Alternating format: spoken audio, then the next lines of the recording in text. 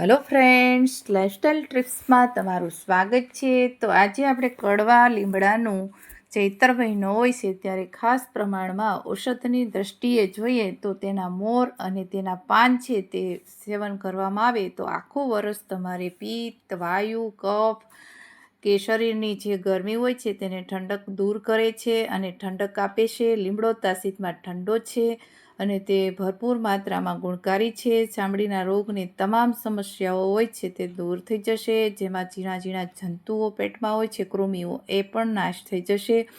પણ આખું વર્ષ તમે ન પીવો તો કંઈ નહીં, પણ 7 થી 8 દિવસ ચૈત્ર માસમાં તમે આનું સેવન કરશો, મોર અને લીમડાના પાનનું, તો ખૂબ જ ફાયદો થશે અને શરીરમાં તાવ, ડાયાબિટીસના પેશન્ટ હોય છે તેને સુગરમાં કંટ્રોલ પણ થઈ જશે.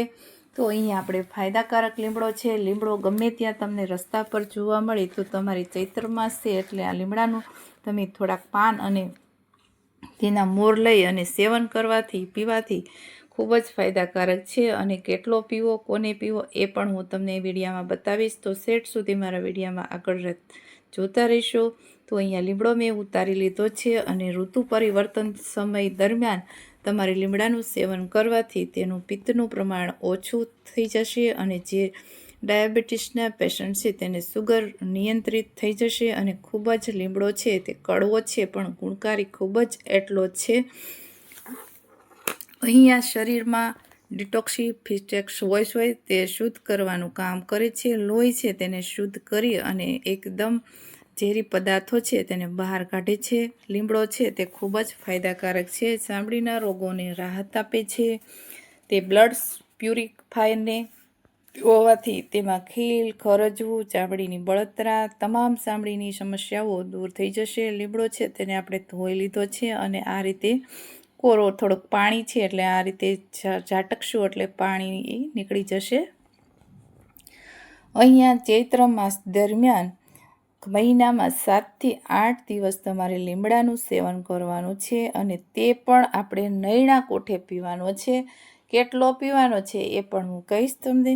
તો લીમડાના રસ પીવાથી આખું વર્ષ તમારા શરીરમાં કફ, પિત્ત, વાયુ જેવા રોગોથી તમે બચી શકો છો અને તે ખૂબ જ ફાયદાકારક છે. પેટમાં ઘણા સમયથી કૃમિ હોય તો તેનો પણ નાશ થાય છે.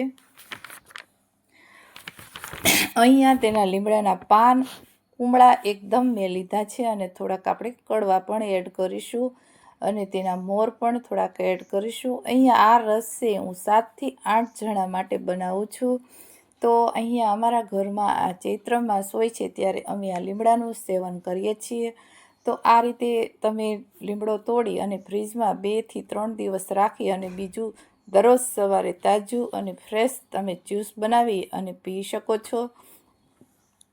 જ્યુસમાં આપણે મોર થોડાક એડ કરીશું. મોર એડ કરવાથી તમારા શરીરમાં ઠંડક આપશે અને પિત્ત વાયુ હોય તો તે દૂર થઈ જશે. તો અહીંયા મોરનો પણ આપણે ઉપયોગ કર્યો છે. મોર કહેવામાં આવે છે અથવા તો ફૂલ કહીશું આપણે. અહીંયા ઉનાળાની શરૂઆત થાય ત્યારે લીમડો શરૂઆતમાં ઠંડક આપે છે અને પિત્તનું શાંત કરે છે અથવા તો નાશ કરે છે. લીમડો ખૂબ જ ફાયદાકારક છે. તો અહીંયા આપણે લીમડાનું આવું જ્યુસ બનાવીશું અને તમે લીમડાનો સાબુ પણ બનાવી શકો છો. અત્યારે મોર અને જે લીમડો છે તે ખૂબ જ સરસ એવો કુમળો અને અત્યારે ચૈત્ર માસમાં નવી કૂપણો આવી ગઈ છે અને આ રીતે તમે જોઈ શકો છો. મેં અડધો ગ્લાસ જેટલું પાણી નાખ્યું છે. હવે આપણે જરૂર પડશે તો પાણી એડ કરીશું.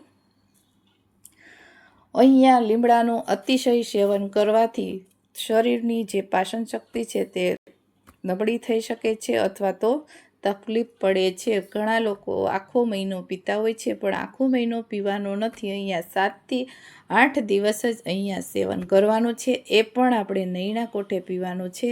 અહીંયા હું 10 જણા સર્વ કરી શકે એટલો મેં અહીંયા રસ કરેલો છે આ લીમડાનું જ્યુસ. તો તમે આમાં જે મીઠું અથવા તો સિંધાળું મીઠું અથવા તો હિંગ અને મરી તમે એડ કરી અને જે લીમડાનું છે આ જ્યુસ તેનું સેવન કરી શકો છો. પણ આ જ્યુસમાં હું કોઈ પણ પ્રકારનું કોઈ વસ્તુ હું એડ કરતી નથી અને એમનામ આપણે જ્યુસ પીવાનું છે. તે ખૂબ જ ફાયદાકારક છે.